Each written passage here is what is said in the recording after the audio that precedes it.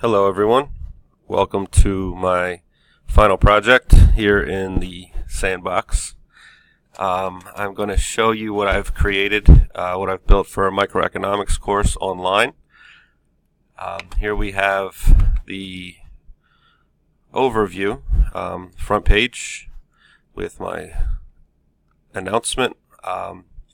If you scroll down, I've posted the syllabus on the front page, the course policies, with the behavior and all the information that students will need to know when starting the course. Everything that they need they can find here in the content tab. That will give them all of the weeks that they will need to click into to do the work. The table of contents will give them also this information, just with a little more depth. And so, to get started, I'm going to go to the table of contents and show you what I have here in week 0.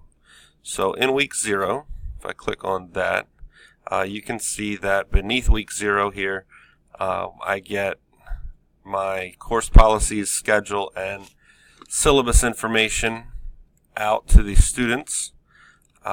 Starting with the course policies, the students can click on that link and that will open the course policies which you saw in the beginning. Click back here to week 0 and I can open the course schedule, which of course at this point is tentative. And what I've done, which is what we all probably have done, is filled in information with what we assume we're going to be able to use for our courses.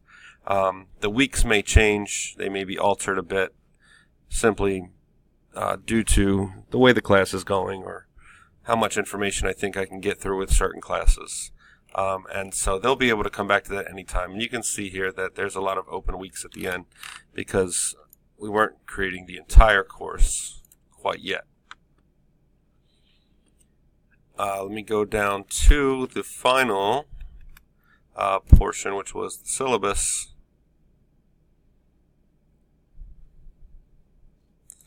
And this is where we laid out our objectives, our measurable performance objectives, our core course performance objectives that we need to do through Deltec. Also the textbook that's going to be used, all of the information that's going to be covered. As you can see, all of these things, this will guide, this is kind of what guides me in my lesson planning, the breakdown of the class. So examinations, project, paper 20%, participation in the class 20%, and so on. Grades and all of the things that we typically put into a syllabus. So I'm going to go back out here to table of contents and do a really brief walkthrough of what I've got. So week 1 I did not include anything because the information that I was creating lessons for wouldn't fall under week 1. So I started my information in week 2.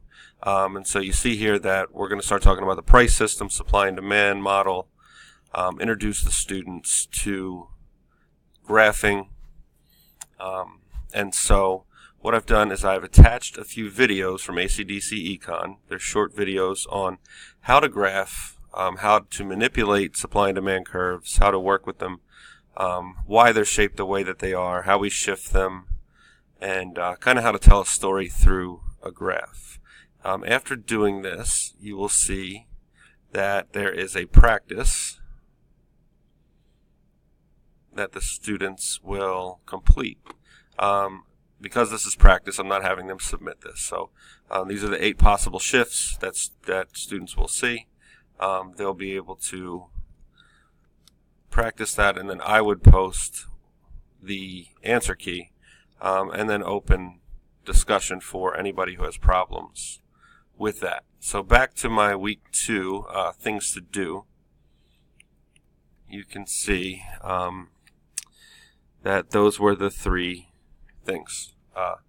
So on to week 3, and the week 3 things to do here is to dive into a little bit of Adam Smith, a chapter from his Wealth of Nations book. And the students are going to be taking a look at the importance of self-interest and deciding whether people use self-interest instead of greed in their everyday lives, in their pursuit of goods and services. And the students are going to be writing 2 to 3 paragraphs after reading this chapter, and you can see here that they can click on the link, and that will take them straight to what I need them to read, which is here. It's not all of this, it's just one chapter. Here we are. Chapter 2, they would read this information. They will then be able to use that information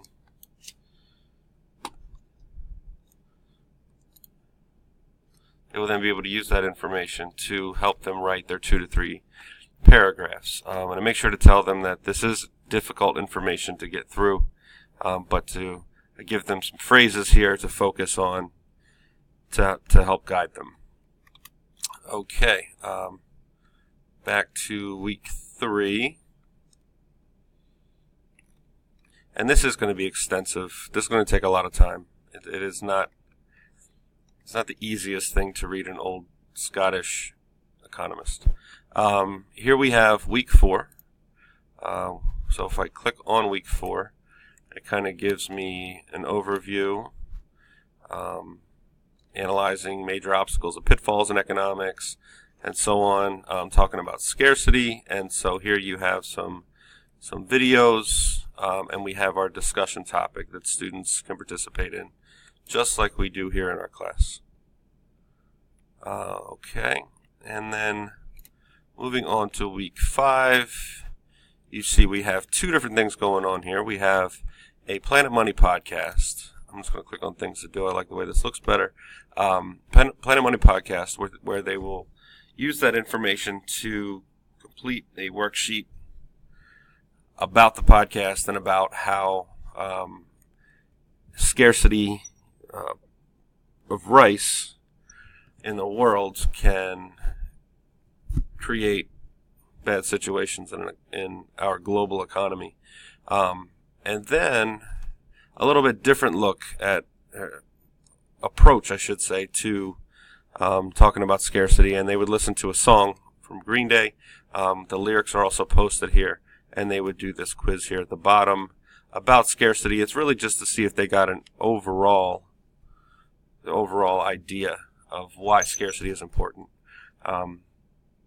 In the meantime, they will also have a textbook, and they'll be reading chapters to gather this information. So there's a lot more going on in the background than what looks like right here on the front. But I wanted to show you also that if we click here on activities and go to surveys, I have a mid-semester survey that I would post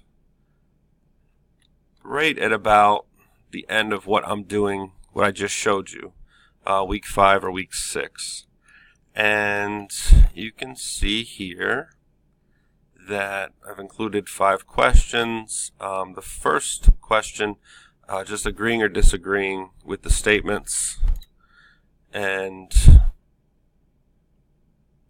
I think that the data that I collect off of this will help me a lot in the idea that I need to know if they feel like the things that I'm giving them are aligned with what's on the syllabus, because that's really important for students to know where they're headed.